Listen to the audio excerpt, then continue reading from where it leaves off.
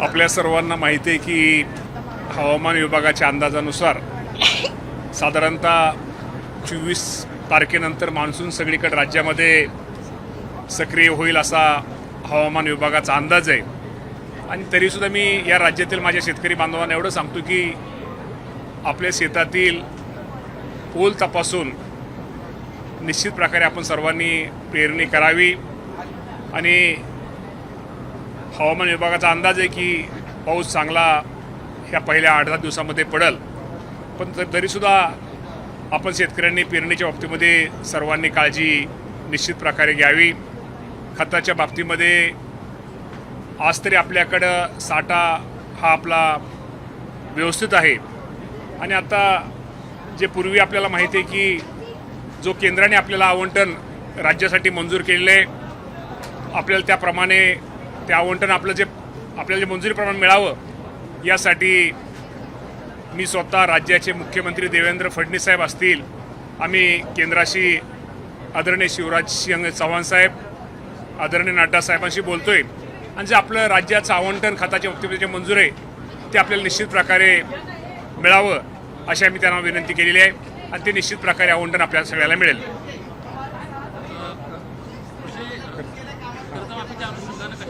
कर्जमाफीच्या बाबतीमध्ये मी आपल्याला एवढंच सांगतो की माननीय मुख्यमंत्री देवेंद्र फडणवीस साहेब, एकनाथ शिंदे साहेब, सुनेत्रावणी पवार आणि या सर्वांनी आणि दिवंगत उपमुख्यमंत्री अजितदादा पवार साहेबांचं नाव हे निश्चित प्रकारे घेतलं गेलं पाहिजे। त्यावेळेस कर्जमाफीचा ज्यावेळेस निर्णय झाला त्यावेळेस दादा हे आपल्यामध्ये होते आणि हा निर्णय घेतलेला आहे देवेंद्र फडणवीस साहेबांनी घेतलेला आहे।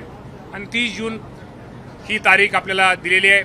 आणि साधारणतः राज्यामध्ये आता प्राथमिक अंदाजानुसार साधारणतः 56 लाख शेतकऱ्यांना ह्या कर्जमाफीचा, ज्या पुण्यश्लोक अहिल्यादेवी होळकरांच्या नावाने जी कर्जमाफी त्याचा फायदा ह्या राज्यातील माझ्या शेतकऱ्यांना होईल। साधारणतः पैशाचा जर आकडा घेतात साधारणतः 36,000 कोटी आणि 36,585 कोटी एवढी रक्कम ही आपल्या सगळ्यांना लागणार आहे। आणि निश्चित प्रकारे या बाबतीमध्ये अनेक आमच्या सदस्य आमदार महोदयांच्या काही सूचना आहेत, शेतकऱ्यांच्या सूचना आहेत, शेतकरी प्रतिनिधी सूचना आहेत। यामध्ये थोडं काय बदल करणं गरजेचं की जेणेकरून शेतकऱ्यांना या बाबतीमध्ये शेतकऱ्यांना अधिक त्यामध्ये शेतकऱ्यांची भर होईल। या बाबतीमध्ये राज्याचे मुख्यमंत्री या सर्वांना घेऊन बसतील आणि निश्चित प्रकारे या बाबतीमध्ये निर्णय या राज्याचे मुख्यमंत्री घेतील। परंतु आजच्या हिशोबाने साधारणतः 56 लाख शेतकरी आणि 36,585 कोटी एवढी रक्कम ही माझ्या शेतकऱ्यांना मिळेल। काल विरोधकांनी पत्रकार परिषद घेतली, त्यात सांगितले गेल्या वर्षी जी कर्जमाफी दिली होती ती अजून मिळाली नाही, यावर काय? कर्जमाफी तर मला वाटतं सगळ्याला मिळालेलं आहे। मला वाटतं प्रोत्साहन अनुदान थोडं पाठीमागं राहिलं होतं, ते निश्चित प्रकारे आपणही ते देण्याचा प्रयत्न बऱ्यापैकी दिलेला आहे। आणि जे अजून काय मला म्हणजे राहिलेला आकडा असेल त्या बाबतीमध्ये देण्याचा निश्चित प्रकारे, पण पूर्वी हे प्रोत्साहन 2019ला पूर्वीची कर्जमाफी ही 2019ला झाली होती आणि त्यामधली रक्कम माझ्या माहितीप्रमाणे प्रोत्साहन अनुदान तिथे राहिलं होतं, ते निश्चित प्रकारे शेतकऱ्याला कुणाची काही अडचण असेल तर ते मिळावं यासाठी आमचा कृषी विभाग निश्चित प्रकारे सहकार्य करेल।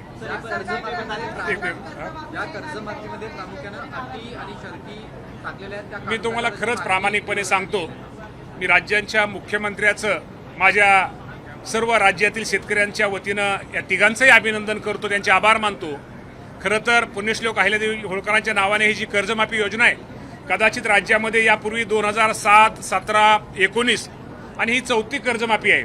या 4 कर्जमाफीचा जर विचार केला तर शेतकऱ्यांना सर्वात जास्त कर्जमाफीचा लाभ ह्या वर्षीच्या जे देवेंद्र फडणवीस साहेबांनी जी घोषणा केलेली आहे त्यातनं ह्या वर्षी माझ्या शेतकऱ्यांना हा लाभ 56 लाख शेतकऱ्यांना लाभ मिळणार आहे। आणि अजूनही त्यामध्ये काय बदल करणं गरजेचं आहे, त्यामधनं शेतकरी प्रतिनिधी या संघटनेच्या लोकप्रतिनिधीच्या काय सूचना आहेत त्या बाबतीत मुख्यमंत्री स्वतः त्या सर्वांशी बैठक घेऊन त्या बाबतीमध्ये निर्णय घेणार आहेत। खरं तर खूप मोठा लाभ शेतकऱ्यांना मिळणार आहे। अजूनही शेतकऱ्यांच्या अपेक्षा पूर्ण झालेल्या नाहीत, शेतकरी समाधानी नाही हे 100% मीही मान्य करतो। शेवटी समाधान सगळ्यांना एखाद्या गोष्टी मिळत नाही, पण त्यातनं जास्तीत जास्त शेतकऱ्यांना याचा लाभ मिळणार आहे। मी ज्या जिल्हा मध्यवर्ती बँकेमध्ये संचालक आहे, पुणे जिल्हा मध्यवर्ती बँकेमध्ये, मी सहज एका जिल्ह्याचा पेक्षा एका जिल्हा मध्यवर्ती बँकेचा मी अंदाज घेतला तर एका जिल्हा मध्यवर्ती बँकेला साधारणतः 2100 कोटी रुपये हे माझ्या शेतकऱ्यांना त्या 2100 कोटी हे शेतकऱ्यांना कर्जमाफीचा लाभ हे मिळणार आहे। आणि निश्चित प्रकारे आज सोसायटीच्या लेवलला एक जोरात काम हे चालू आहे। ज्या तालुक्यामधनं मी इंदापूरमधनं आज तिथं लोकप्रतिनिधी मी तिथं आमदार म्हणून तिथं निवडून येतो, त्या तालुक्यातल्या माझ्या सचिव महोदयांचं तिथल्या बँक अधिकाऱ्यांचं मी खरंच आज कौतुक करतो. आत्ता तुम्ही माहिती आहे सगळ्या राज्यामध्ये सर्वप्रथम इंदापूरच्या विकास सोसायट्यांनी ही माहिती 2 लाखाच्या आतली जे 2 लाख शेतकरी साधारणतः 18,500 शेतकऱ्यांची माहिती ही त्याची ती केलेली त्याची पूर्ण केली त्याची पूर्ण केले. तर निश्चित प्रकारे शेतकऱ्यांना खूप चांगली घोषणा खूप चांगली योजना या अडचणीत आलेल्या शेतकऱ्याला मदत करण्याची भूमिका राज्याचे मुख्यमंत्री दोन्ही उपमुख्यमंत्री घेतली. त्याबद्दल शेतकऱ्यांच्या वतीने मी त्यांचे आभार मानतो. बंडीजी, एकंदरीत पाहतो की सध्या जो काही मान्सूनची माहिती तुम्ही दिलेली आहे ताई सर 7-12 कोरा म्हणण्यापेक्षा 7-12 कोरा म्हणण्यापेक्षा शेतकऱ्याला ह्या अडचणीच्या काळामध्ये आपल्या सगळ्यांना माहिती आहे गेल्या वर्षी अतिवृष्टी झाली. हे हवामान बदलामुळं शेतकऱ्यांच्या निश्चित प्रकारे उत्पादनावरती परिणाम होतोय, उत्पन्नावर सुद्धा परिणाम होतोय. त्यामुळे शेतकरी अडचणीत आहे आणि अडचणीत आलेल्या शेतकऱ्याला कुठेतरी मदत केली पाहिजे, कुठेतरी सहकार्य केलं पाहिजे. शेवटी सरसकट किंवा सगळं आपण म्हणणं बरोबर नाही, परंतु जास्तीत जास्त शेतकऱ्यांना जास्तीत जास्त गरीब शेतकऱ्यांना ह्यातनं कशी मदत होईल तो प्रयत्न चाललेला आहे. आणि मी तुम्हाला आज प्रामाणिकपणे सांगतो यावर्षी कुठल्याही क्षेत्र की एवढं क्षेत्र पाहिजे या क्षेत्राची आट या कर्जमाफीमध्ये टाकलेली नाहीये. दुसरं 2 लाखाच्या पुढचं जे कर्ज होतं 2 लाखाच्या पुढचं पूर्वी कर्ज होतं जर असलं मागच्या 2019 मध्ये 2,20,000 असलं तर त्याला एकही रुपयाची कर्जमाफीचा लाभ मिळाला नाही. पण ह्या वर्षी जर 2,20,000 असलं जर त्यांनी वरच्या शेतकऱ्यांनी 20,000 भरले तर त्याला 2 लाख रुपये सुद्धा कर्जमाफीचा लाभ हा निश्चित प्रकारे होणार आहे.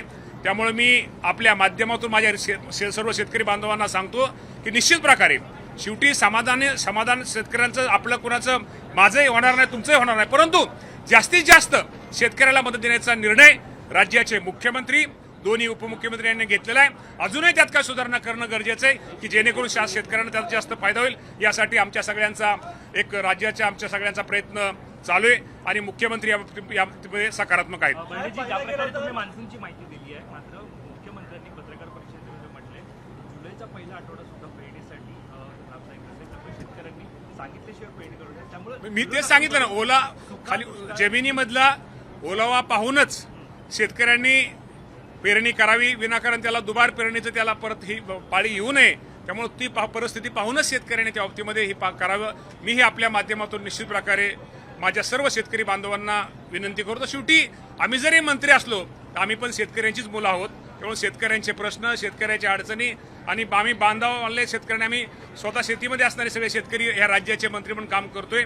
त्या बाबतीमध्ये शेतकऱ्यांना एवढं सांगतो की आपण परमेश्वराला आम्ही पण साकडं घालतोय, आपणही घालतोय की हवामान विभागाच्या ह्या वर्षी चांगल्यात चांगला पाऊस पडावा आणि मुख्यमंत्र्यांनी ह्यांनी आपल्याला कर्जमाफीचा लाभ तर दिलेलाच आहे. याबरोबरच शेतामध्ये चांगल्या प्रकारचं पाऊस पडल्यानंतर उत्पादन शेतकऱ्याला मिळावं आणि चांगलं उत्पन्न मिळावं हीच करत आम्ही परमेश्वराला साकडं घालतो. सगळ्यामध्ये विरोधक म्हणत आहेत की सुका दुष्काळ जाहीर करायला पाहिजे. सुका दुष्काळ जाहीर करण्याची वेळ आहे का? सुका दुष्काळ जाहीर करण्याची आता पाऊस पडायला आपण सांगितलं नाही. हवामान विभागात आता पाऊस थोडा काही ठिकाणी सुरू झाला, मी म्हणणार नाही थोडा सुरू झालेला आहे. अजून पावसाला आपण वेळे साधारणतः एक अंदाज दिसतोय की 24 जूनच्या पुढे पाऊस हळूहळू सर्वकडे पाऊस जाऊ शकतो.